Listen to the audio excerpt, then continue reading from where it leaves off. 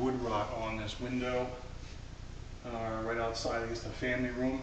Okay, it's a sill, so they had to replace the sill to get to that. The whole wood, okay. Yeah. Several settling cracks on the brick, some of which haven't been addressed, so they're big. Those are under they're the not window wide sills? like that. They're just, they're bigger than just a settling crack. There's some extra caulking on the outside where the aluminum siding meets the brick on both sides of the house. There's some wood rot at the far end of the garage by the gutter, and at the far end of the house at the end of the gutter as well. The right rear section of the gutter is pulling away from the house, and pretty much all the windows in the house have bad seals, which we talked about already. These windows over here actually are screwed in place. They put screws in the top, I guess for security reasons maybe. In the dining room? You can see right here too. You can take them out, but those we don't know if they're working or not. These here are all painted shut as well. Most of them are all painted. So the fire code says you gotta get it out, get it working. When you go out this door right here, the kitchen door, there's a downspout that needs to be attached to the gutter. Then we have the evidence of termites in the garage on the outside wall, on the wall adjoining the house. In here in the under the sink and behind the washer, there's evidence of damage there. And so what will have to happen is to pull all the drywall out to see if there's been wood damage. So the garage framing, the outside wall framing, left wall, needs to be supported underneath with some treated lumber. Remember that big gap?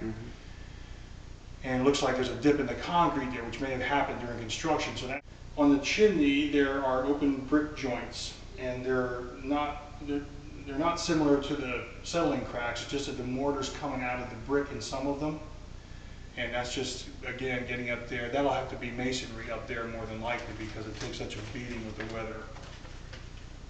Couldn't find the hose bib for that hose fixture right outside. I looked everywhere. I looked under here, looked under the bathroom, looked over there, looked upstairs in the two bathrooms. Couldn't see it. So that fixture right now is not working, and can't find out where the valve is. Attic fan's not working. Lights are flickering in that bedroom, the master bedroom.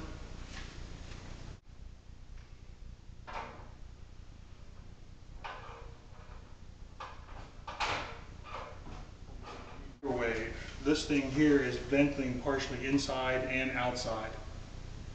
And so what it looks like, from looking at this little seam up here, it looks like they don't have the ductwork sealed where this vent meets the ductwork.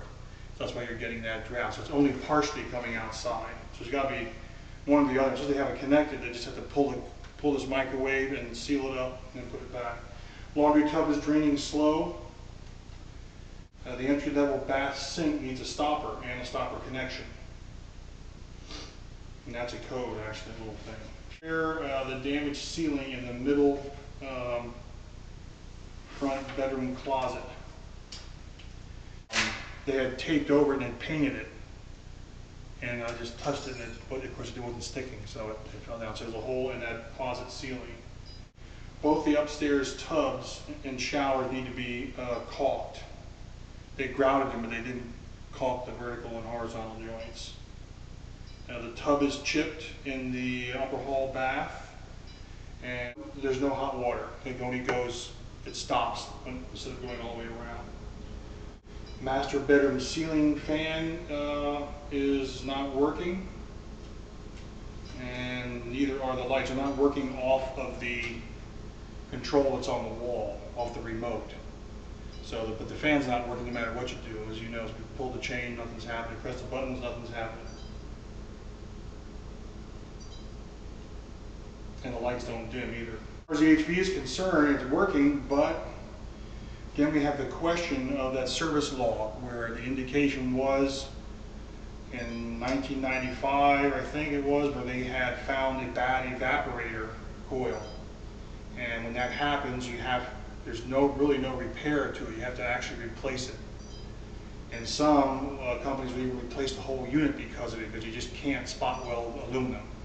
And so, but there's no indication on that service log that it was ever replaced.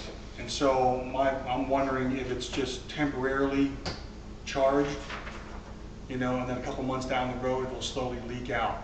So in the main electric panel, the aluminum connections that are in there for the larger appliances, they need a new application of anti-ox. That's a coating.